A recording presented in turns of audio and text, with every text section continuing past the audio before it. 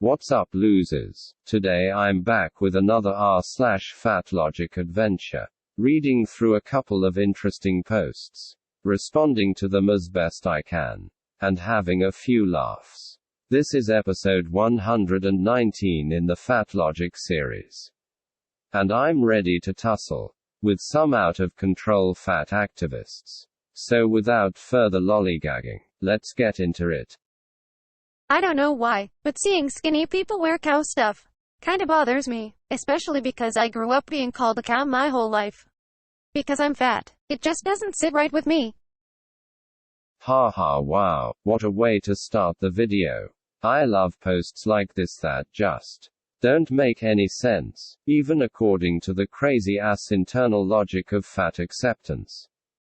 Like, setting aside the fact that the skinny people wearing cow print probably weren't the same people calling the poster a cow. The post seems to imply that the poster resents the wearing of cow print because it is appropriative. And by extension, that they are on some level proud of having been called a cow. And don't want thin people to steal this extremely dubious distinction away from them.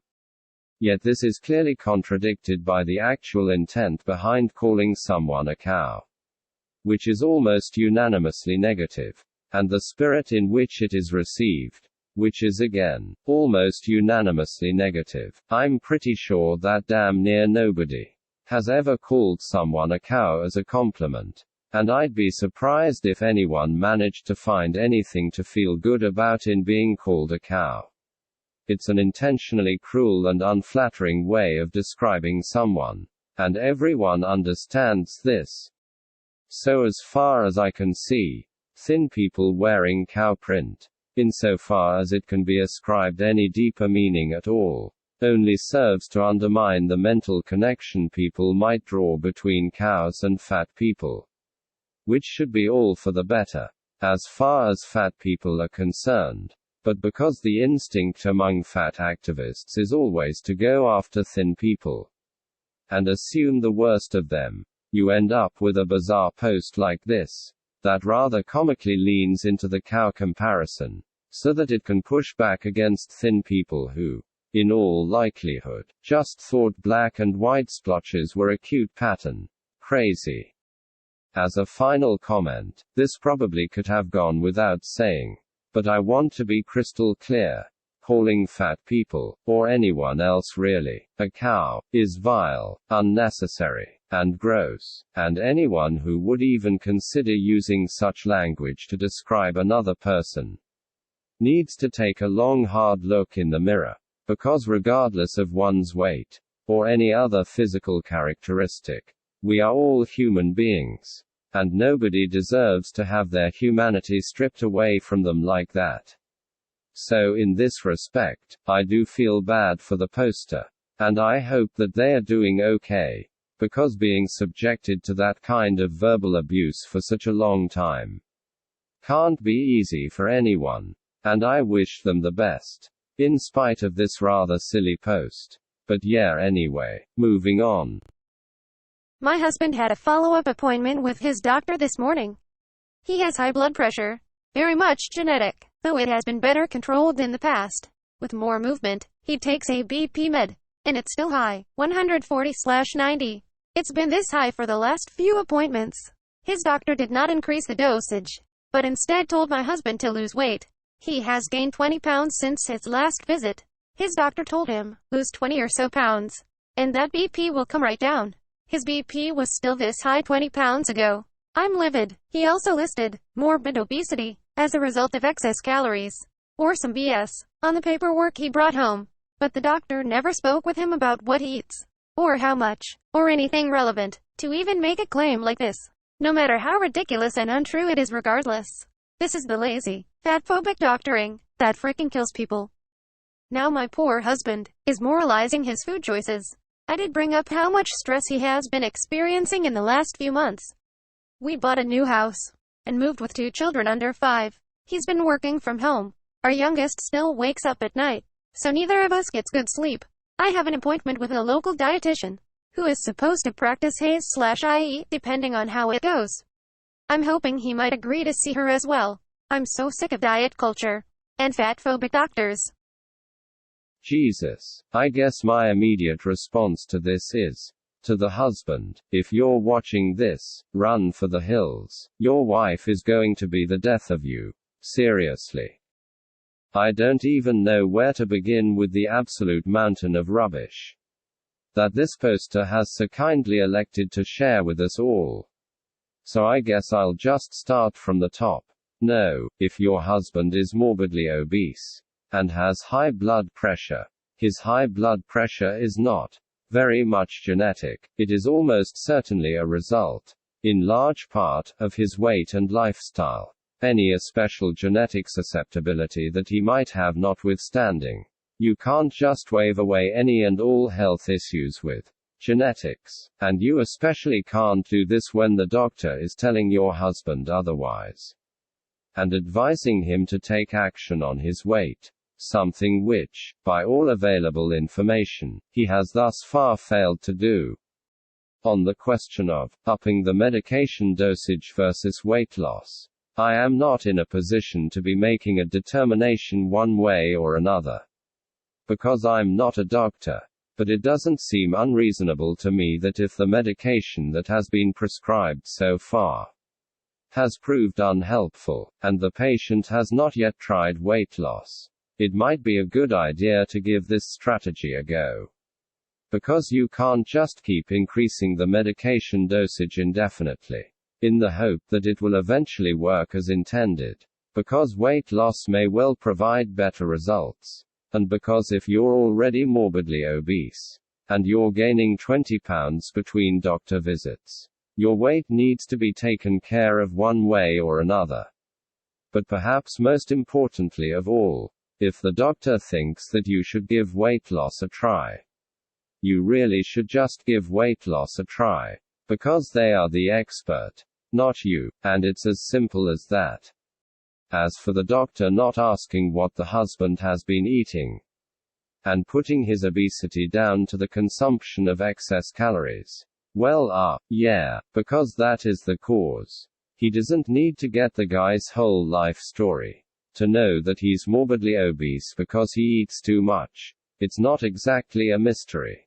And the poster's indignance over the doctor making such an inference is wholly unwarranted in my view. Though I will say that if there is one point upon which the doctor might be deserving of a little criticism, it is that telling a patient to just lose weight is not exactly the most actionable advice. Like, I get that it might not be a GP's job to write out a whole diet plan or anything, but providing some explanation for how to keep track of calories and which foods to prioritize in one's daily intake would be better than nothing. Because clearly lots of fat people struggle with even these basic building blocks of healthy eating, and they are unlikely to see significant improvement without them. So if doctors could try to go over these basics with the time available to them, rather than just prescribing weight loss, that might be beneficial. On the whole though, it doesn't sound like the doctor in this scenario did much wrong, and it's pretty clear that the poster has a strained relationship with reality at best. So I suppose all that we can hope for is that the husband has the sense to put his foot down, tell his wife that he doesn't need her help in finding some haze charlatan to take his money, and above all, listens to his doctor, and loses some weight, because frankly, the situation as it stands sounds pretty dire. They were super rude, but it also can be uncomfortable sitting next to someone who's bigger than the seat. Yeah, they should make plus-size seats. Why doesn't everyone ever think of that? A lot of the population is large, so there should be comfortable transport. There used to be a lot more room on planes, but airlines shrunk them, so they could cram more people in. Like most things, it's capitalism's fault. Ha ha ha. I came to comment this exact thing. Airlines have shrunk the seats. Blame them people, not fat people. Okay, but like, what about those of us who enjoy having cheap flights? with plenty of seats available, rather than being forced to pay more for giant seats that we don't need. I mean, business class exists for a reason. And if you need extra room because you're too obese to fit in the regular seats, I kinda think that you should pay for that yourself. This probably sounds super callous on my part, and I recognize that it's not ideal that fat people have to pay more than the rest of us. But it's definitely preferable to the alternative. Because if you're going to have bigger seats on flights, you're going to have fewer seats. And if you have fewer seats, airlines will have to charge significantly more just to break even, let alone preserve their existing profit margin. And this means that everyone will have to pay extra, effectively footing the bill for the ultra-obese, despite the whole problem being caused by the poor life choices to begin with. Oh yeah, and more flights with fewer passengers will be worse for the environment too. So there's also that. When you weigh all this up, I think it's hard to argue that the fair or optimal solution is to make the seats bigger. If fat people need extra space, then they'll just have to miss out on the cheaper economy class rates and pay up for business or first class, because they're not entitled to have their flights subsidized by everyone else. And if paying more really bothers them that much, then as always I suggest, lose a little weight. It's not as hard as you think it is. And it'll make your life better in like 1,000 different ways. 10 out of 10 would recommend, haha. Well, that's all I've got for you today. I hope you enjoyed checking these posts out with me, and that you derived some value from my commentary. What do you think? Is wearing cow print a microaggression against fat people? Is having a wife who advocates for haze good for a man's life expectancy? Should airlines increase the size of the seats, so that super obese people don't have to pay for business class? Let me know in the comments. As always, don't forget to like and subscribe, or I'll make you sit in between the two largest infinity fats you can imagine, in the tiniest economy class seats, on a 24-hour flight. Just kidding, haha. Anyway, catch you later.